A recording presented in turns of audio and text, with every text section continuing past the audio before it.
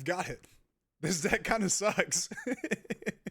Hello, everybody. This is Joey from Heart Pirates TCG, and I've been trying to cope with Blurple Kaido, and on paper it seems so good, right? Like now we have two searchers for Onigashima with Who's Who, and then the one cost Emperor event that you get in OPO7, and then you have access to 9 cost Kaido, 10 cost Kaido, you have access to Pudding, you have access to Bond Clay, Gravity Blade, Raging Tiger, all cards that are pretty good in the meta right now. You know, Pudding, Gravity Blade, Bond Clay is pretty good. 10 cost Kaido, you can't really go wrong with that. And you put it together thinking it's going to be a really excellent sandwich. Turns out that sandwich is not very good. It's not very good in the slightest. So let me tell you the problems that I found with Kaido. And I don't think, funny enough, I'll talk about that in a second. So the problems that I see with Kaido, first off, is the struggles that it has against some of the decks in the meta. Because Sabo completely ruins everything, right? So any deck that plays Sabo, that's black, which is all of them. So Perona, Lucci, Gecko Moria, they all play Sabo. And if they play it at the right time, it's going to be right before your 10 Dawn turn or your 9 Dawn turn. So they can't really, so they can't get their board wiped. Then if you save Kaido till after they Gecko, the thing is, the deck is so mid without your big guys, which is Kaido and then Kaido, that they'll just wait for you to drop a 9 cost Kaido, then they'll drop Gecko Moria because your deck's not really doing a whole lot without Dawn minusing a whole lot. So that's the issue that the deck faces, not just Sabo, but also Hawkins, man. The 6 cost blocker Hawkins and Bonnie. Also, it can get kind of rushed down too if they play Hawkins into Hody Jones, and it's just rough, man. Being a 4-life leader, you don't really have a whole lot of room for error, and it feels like you have to kind of have a perfect curve every time to even get close, right? And you, of course, you can tech in cards like Gravity Blade and Pudding to kind of deal with these big hand sizes that like Nami gets, and Nell gets, Black Yellow Luffy gets. But the problem is they'll just rush you down, bro. They'll just rush you down and they'll just kill you before you really get a chance to set up. So that's a big problem, right? That is a big problem. So the thing is, I have tried I've been up for 2 whole days. I was up till 4 in the morning last night trying to figure out this Blurple Kaido deck. I was walking my dog Baxter, and I was like, if I put Magellan in there, I could make my black matchup better, but I'd have to take out Gravity Blade Raging Tiger, which would make my Black Yellow Luffy matchup, worse. But I can play Pudding to make my Black Yellow Luffy matchup better. And then I'm trying to substitute things in my head, trying to figure it out. And it's just not working the way I want it to. It's not working the way I want it to. I don't think that this deck, funny enough, this deck does get better in set 8, but I think Purple Kaido is just so much better because its leader effect works really well with Black Maria, the synergy. Also, if you do play a lot of the searchers, I'm sorry, actually disregard, because you play the 1 cost event searcher, you can search for the Big Mom card, the 9 cost or the 10 cost Big Mom, and that could actually help you out a lot. But funny enough, I think Blurple Crocodile might be a little bit better than Blurple Kaido in set 8 for reasons we'll talk about later. Actually, we'll do we'll do a video closer to set 8 is released, because I'm pretty excited about that. I'm excited for some jank. I think I'm going to go back to my jank ways in set 8, I want to say. But yeah, so also let's talk about the leaders, right? So Kaido just dies to just removal because you Dawn -6 to clear their board, and then they don't Dawn minus anything, and they establish a Gecko, a Lucci, a Rebecca, a Spandam. I mean, they just establish everything on top of being able to have Sabo. And the thing is too is Bonnie.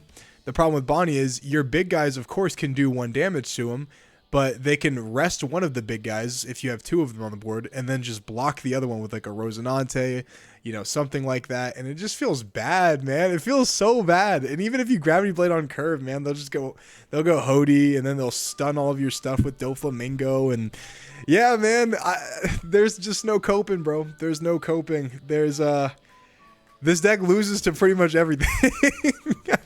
I'm not gonna lie to you. No matter how you build it, bro, it loses to something. Black Yellow Luffy, you put Pudding in there, they'll just rush you down with Ace.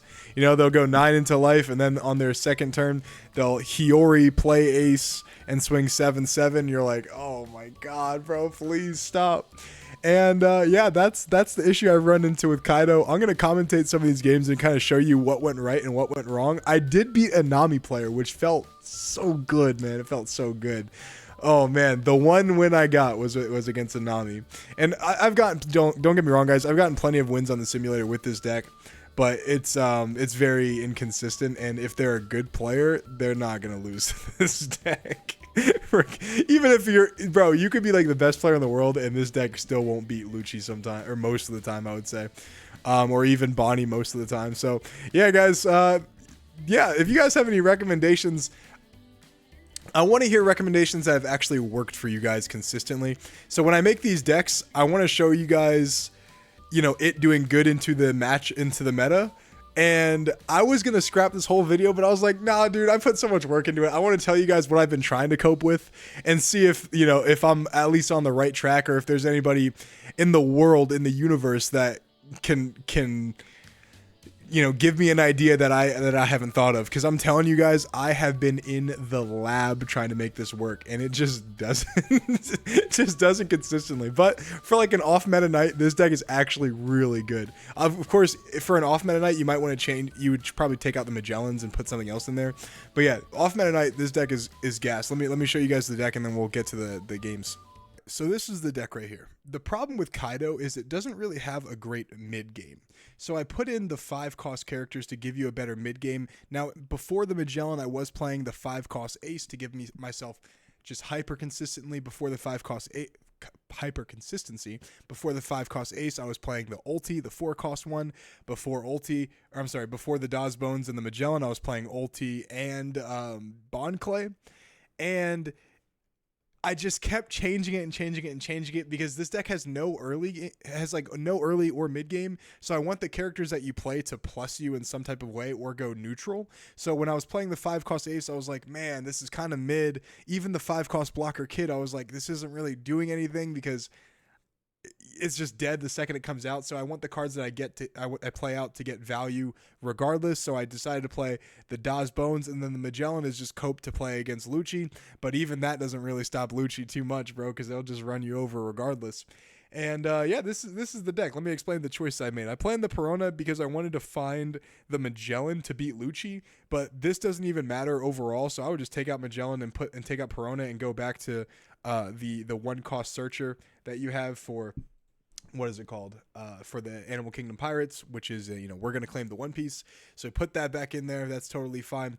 And then I obviously the who's who. I'm playing a ton of 2Ks. I'm playing Sasaki, I'm playing X-Drake, I'm playing one ulti, and I'm playing the Sanji, because the Sanji can be a blocker too, which is really important because this deck struggles with not having blockers, which is why I put the Duval in there. The Duval's another searcher technically that can kind of find you what you need, and he's a cheap blocker too, because if you run into decks like Black Yellow Luffy or Doflamingo, they attack like 7 or 9 on their first turn. You can easily just chump block it, stay a little bit healthy, and that's totally fine. And the goal is, against these decks, you want to block out pretty early, counter out pretty early, because the cards that you get in the process, the cards that you play in the mid game can actually plus you cards. So for example, Queen or Dawes Bones, or if you do play ulti, they can plus you cards, and you can counter out and stay healthy while you have extra time with Kaido, with both of these Kaidos to kind of end the game, right? I was playing the 6-cost Boa Hancock. I was trying to play the Warlord engine, but guys, the Warlord engine wasn't that great, because if you look at it,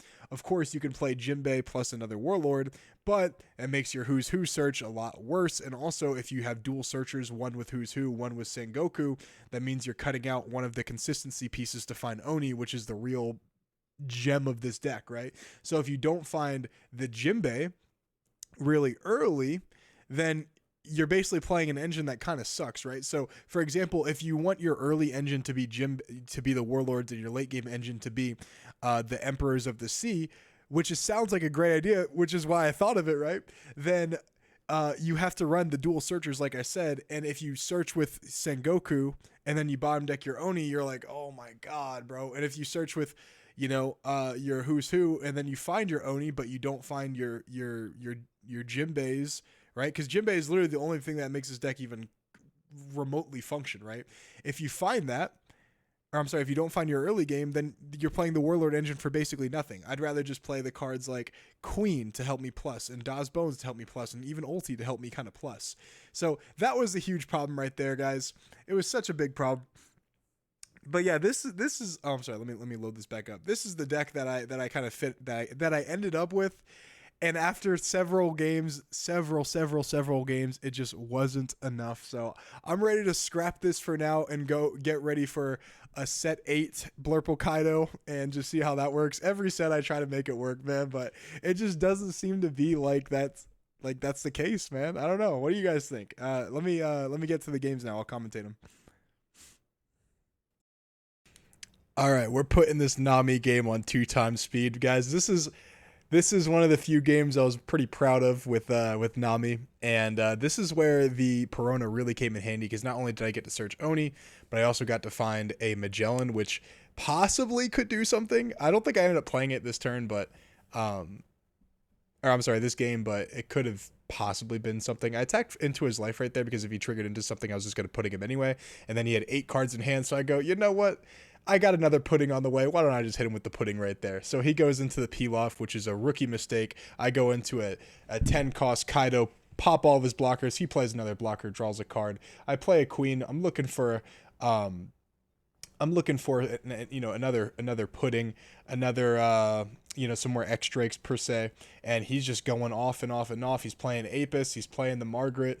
Apis finds him a Kaya. Kaya lets him draw some cards, and I'm like, all right, buddy, hold your horses. And I was getting a little nervous, because I don't necessarily like playing against Nami, but I figured, if any deck could beat Nami, it's this one. I think at the time I was playing Gravity Blade in this deck, but I end up playing the X Drake. He discards I believe it's a Gavel. I swing 13 into his life, and he blocks. And then I play Sasaki, just trying to find another pudding, because that's probably going to be my saving grace. But I find another X Drake, which is really cool. X Drake makes him subtract another card. I play a Who's Who, search for a Queen. I play another Who's Who, search for, I believe it's a Kaido, but I don't end up playing it this turn. And then I attack 15 into his life. I'm like, okay, he doesn't have any blockers, so he's sure going to take this one. And then hopefully I can find a pudding if he triggers into something, and I can go on my merry way. And that's kind of the whole point. The whole goal is just I'm going to play all these draw cards, trying to find my puddings and my hand subtractors. And then I'm going to swing really big with Kaido. I swing 17 into him with the Nami right there. And this motherfucker counters out, funny enough. Like, he actually counters out, which is so funny. And I was like, oh my god, bro. If I lose this, like, I feel like I should win this matchup. This is the one matchup I feel like I should win, because I can board wipe him. And this is when I was playing the Boa, too. You could see it in my hand. So, guys, I was deep in the tank trying to figure out what's going on here. Then he just passes his turn. I swing. This is why I swing really wide now. He has very few cards in his hand. I swing 5 into him. He goes ahead and gives me the Spada.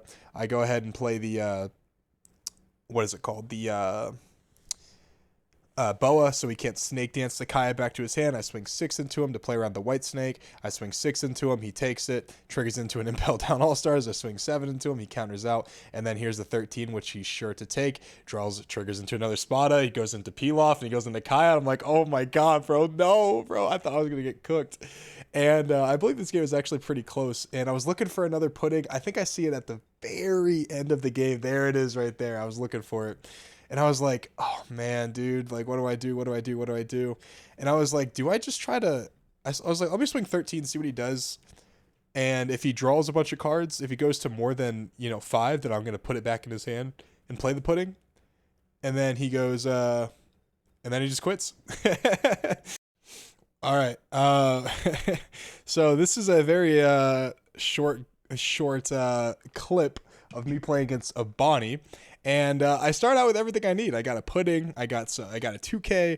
I got a Daw's Bones. I accidentally give him a 2K here, because I thought he attacked for 6, and I go, oh, handicap. And it would have been funny if I won this game, but let me tell you guys, I did not win this game. And I attack 6 into his life. He goes ahead, and I believe he takes it. Yeah, just takes it. And I'm like, okay, sets up for my pudding pretty nicely if he plays into it. But most of the time, I don't play pudding that early. I give him a 2K here, but I should have given him the Daw's Bones. Funny enough, he only had, I think, 7 cards in hand. Yeah, 7 cards in hand. So I decided to build a board instead and play the Daw's Bones, and then Daw's Bones is going to help me find a 10 cost Kaido. So I have everything I need, seemingly, right? And turns out that's not exactly what's gonna help. So he is going to what does he do? I think he plays the Hawkins here, which is a big problem. He attacks 6 into life. I go ahead and counter this right here. Then he attacks 6 into life as well with the Bonnie. And this is where, damn, I wish I would have kept my freaking 2K. That was a big mistake, but it didn't cost me that much. I was going to lose regardless. So he attacks 6 into life, and I just give him 2 1Ks because I'm like, I can't go down to 1 that early, especially if he has Hody Jones. I just kind of lose instantly. And I go into 9 cost Kaido. 9 cost Kaido pops the Law. I swing 11 into his body, and he thinks for a second if he's going to counter it or not. It's obviously smart not to counter it because he has 4 life left. I have 2 with a couple cards in hand, so he has plenty of time left. He doesn't actually need to get, to counter out of this and put that much pressure on me, because I feel like that would make him lose the game if I was able to stabilize when he gets rid of all of his cards. That is probably the only route that I can actually beat him. And I go ahead and ramp with Oni. I attack 6 into life. He goes ahead and does he take this or does he counter? I believe he gives me an Apu here if I remember correctly. And he does. Man, I got that memory, bro. Got that memory. And then I just passed my turn. I think I'm watching Shark Tank, so I'm not really paying attention too much, which is why I gave him the 2K counter to begin with. But I don't know, bro. It did not really matter too much. I have plenty of games other than this of me just like losing. But I'm not gonna post them, guys, because it's just me losing really badly because they just get like Gecko, Sabo, and Rush Ace, all of these cards, and I'm like, okay, like this is enough copium for me. So this is gonna be the only video I show you of me losing, but this is how badly you can lose. Look at this position I'm in, right? Even if I board wipe him, I'm not gonna kill the Hawkins, and I get rid of my own Kaido. And then what am I gonna do here? So I just play I'm like, I don't even know what to do here, bro. So I think I just concede and pass. But yeah. Overall, guys, I tried, bro. I really did try to make it work. I feel like I played pretty well for the most part. Like, there's with Kaido, there's not really a whole lot of outplaying. Really, there's not really a whole lot of like skill involved with Kaido. You just play kind of big guys. But I felt like I played the best character I could most of the time, or if not every time. And still, you just can't win. And that's just the way it goes. That's why Kaido is not exactly a meta leader, but. Yeah, guys, feel free to subscribe to the channel. I'd appreciate it. And check out moonlighttcg.com for all of your stuff One Piece. We're working on the website. We're continuing to work on it, and eventually, within the next month or so, it's going to be completely done, and it'll be your place for everything One Piece. So, peace out.